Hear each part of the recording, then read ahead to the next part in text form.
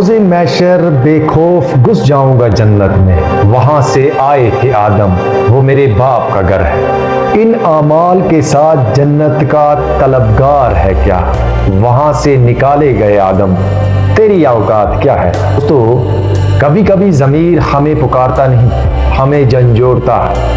علامہ اقبال نے جب مسلمانوں کی حالت دیکھی تو ان کا قلم نہیں، ان کا دل رویا۔ انہوں نے آسمان کی طرف دیکھ کر ایک سسکتی ہوئی فریاد کی تھی، رحمتیں ہیں تیری اغیار کے کاشانوں پر گرتی ہے تو بیچارے مسلمانوں پر۔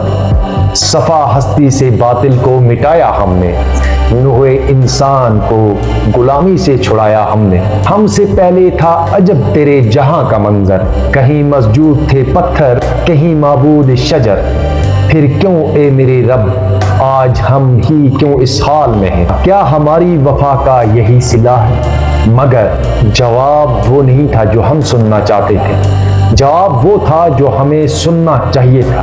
تربیت عام تو ہے جوہر قابل ہی نہیں، جسے تعمیر ہو آدم کی یہ وہ گل ہی نہیں، راہ دکھلائیں کسے رہرو منزل ہی نہیں، ہم تو مائل با کرم ہیں کوئی سائل ہی نہیں۔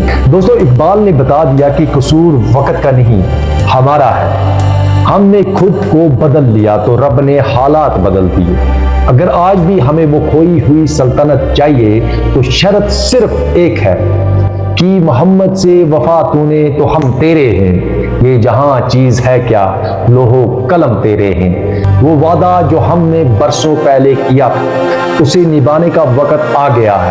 یاد رکھیں سچی عزت پیوند زدہ لباس میں تو ہو سکتی ہے مگر بے وفا کردار میں کبھی نہیں۔